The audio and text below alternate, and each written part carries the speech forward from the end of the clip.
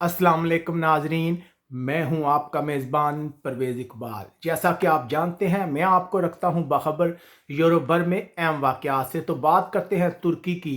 जैसा कि गुज़िश्ता दिनों हमने आपको बताया था कि तुर्की ने तारकीन वतन के लिए अपने बॉर्डर खोल दिए हैं, और तुर्की का कहना है कि जो भी यूनान जाना चाहता है चला जाए, हमारी सरहदी फोर्स उसे नहीं रोकेंगे। जिसके बाद लाखों की तादाद में लोग जो हैं वो बॉर्डर की तरफ चले गए थे। अब तुर्की और यूनान की गवर्नमेंट की जानब से मुतज़ाद दावे सामने आ रहे हैं। तुर्की का कहना है कि एक बड़ी तादाद में लोग यूरोप में दाखिल हुए हैं, जबकि यूनान की गवर्नमेंट का कहना है कि उनकी सरहदी फोर्स ने लोगों को बॉर्डर पर रोक रखा है और इंटर नहीं होने दिया जा रहा। हम तफसील के साथ पता लगाने की कोशिश करेंगे कि इस वक्त सूरत हाल है क्या। लेकिन हम आपसे गुजारिश करेंगे कि अगर आपने अभी तक हमारा चैनल सब्सक्राइब नहीं किया तो फ़ौरन पाकिस्तानी कम्युनिटी इन यूरोप के चैनल को सब्सक्राइब कर लें। तो बात करते हैं नाज़रीन तुर्की की।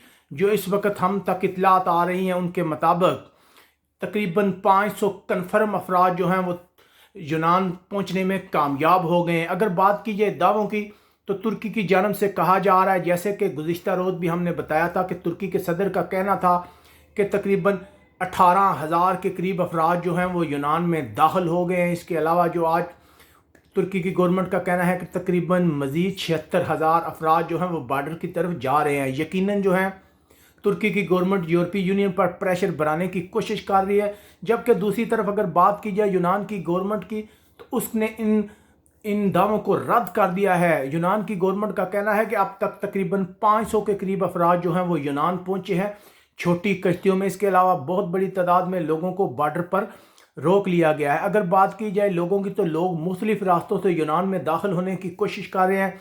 कुछ छोटी कश्तियों का इस्तेमाल कर रहे हैं, जबकि गुज़िश्ता रोज़ कुछ लोगों ने जंगल के रास्ते यूनान में दाखिल होने की कोशिश की।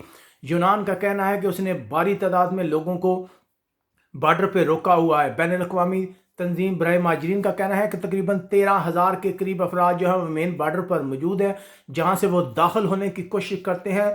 तो यूनान की फ़ौज जो है वो उन पर आंसू गैस के गोले फायर कर रही है। जवाब में जो लोग हैं वो पथराव कर रहे हैं, दूसरी तरफ वो इंटर होने की हर मुमकिन कोशिश कर रहे हैं। लेकिन अभी कन्फर्म बताना कि कितनी तादाद में लोग जो हैं दाखिल हुए हैं ये कन्फर्म नहीं है, क्योंकि कुछ इतलात हैं कि लोग मज़ीद कश्तियों में यूनान की तरफ रवां दवा हैं, छोटी कश्तियों का इस्तेमाल कर रहे हैं यूनान में दाखिल होने के लिए लोग। लेकिन एक बड़ी तादाद में यूनान ने लोगों को रोका हुआ है। आइंदा 24 से 48 घंटे इंतहाई अहम है, जिसमें कन्फर्म पता चलेगा कि कितनी बड़ी तादाद में लोग जो हैं वो यूनान पहुंचने में कामयाब हो गए हैं। दूसरी तरफ अगर बात की जाए फ्रंटेक्स की, जो यूरोपीय सरहदी फोर्स है, तो उसने कहा है कि हम भी हाई अलर्ट पर हैं।